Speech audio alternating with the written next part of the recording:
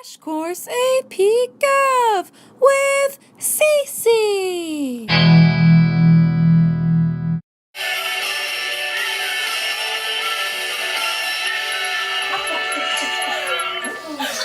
Hi, welcome to Crash Course American History of U.S. Government. I'm John Green. Just kidding, I lied. I'm Craig. Just kidding, I lied again. I'm Cece. And I will be talking about Griswold versus Connecticut today.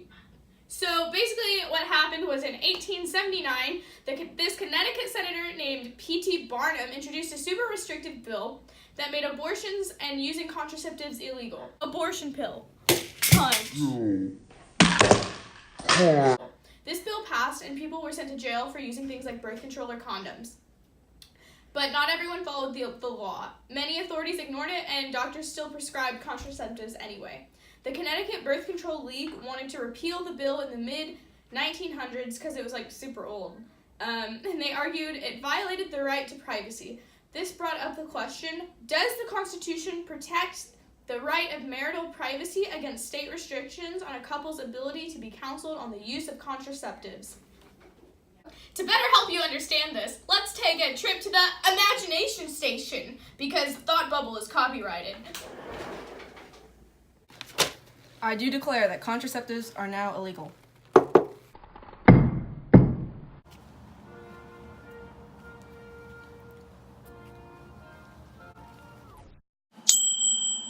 you have the ring? Yeah. Fat finger. No, I don't. Just put it on. We good? Hey, Mom. All right. Yeah. I now pronounce you husband and wife. Go forth and multiply.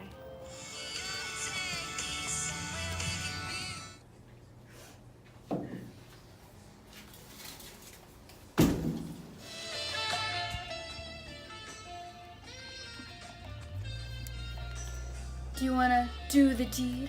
You betcha. Stop! In the name of the law!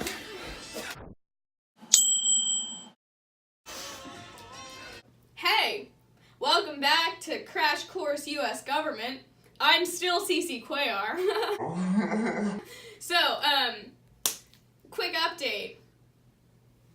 In 1960, birth control became available, but it still wasn't legal in Connecticut. But being the rebels that they were, they opened a small Planned Parenthood clinic anyway. The clinic became popular with women seeking birth control. Ooh, be my sweet addiction.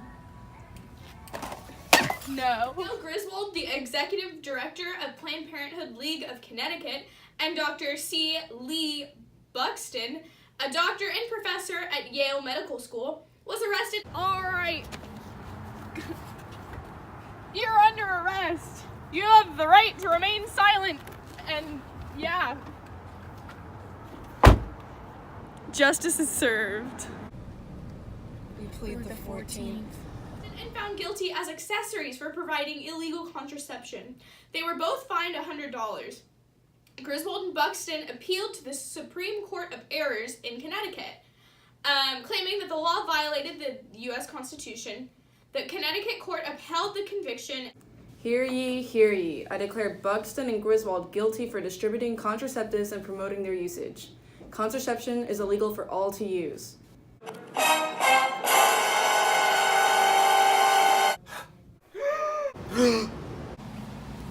What are these?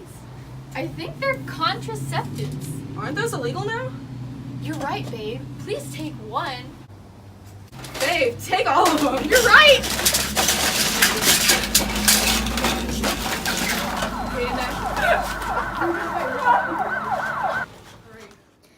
The court case caused outrage amongst the people as it violated the 14th Amendment and caused protests in the street. Hi guys, welcome back to my channel. Me and these lovely ladies have been working on these amazing posters. Wow, really fun and fresh. Love that. What are we fighting for today? The legalization of birth control, am I right? Woo! Woo! Yeah! Hey babe, what are you working on? I'm working on my poster to go to the protest, babe. You mean Look at my poster.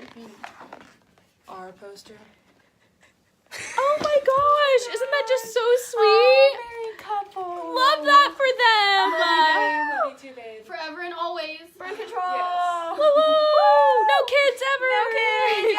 When they appealed to the Supreme Court, arguing that marital right to privacy was violated under this bill, the Warren Court, with a judicial activist policy, ruled in their favor and upheld married couples' right to privacy, overturning the ruling of the state courts. The Supreme Court has overturned the ruling of the state courts that only married couples have the right to privacy in terms of using birth control. Before 1973, people who weren't married didn't have access to birth control because the court had ruled that married couples had the right to privacy and were allowed to use contraceptives. But that was only married people. What about us? This changed in 1973 when it was decided that everyone had the right to privacy under the Supreme Court ruling Roe versus Wade. The Supreme Court rules that all people have access to birth control, married or unmarried.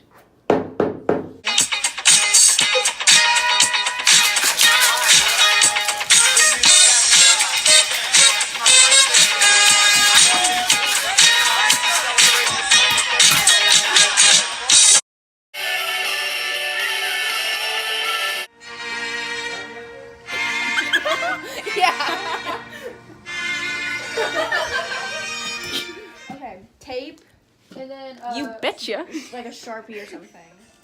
Do you want to do the deed? You bitch. Do you want to do the deed? You betcha. Stop! In the name of the law! You want to do the deed? You betcha. Hey! Stop in the name of the law! Nice noise. Ooh. Oh yeah. Miranda! No, sit still. You can put the slime in the background if you want. Wait, I can't get slime on my prom shirt. Aw. I want to say.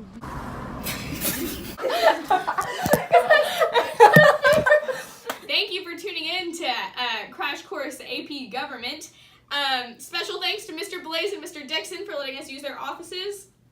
And I'll see you next time on this thing. Except I won't. It's fine.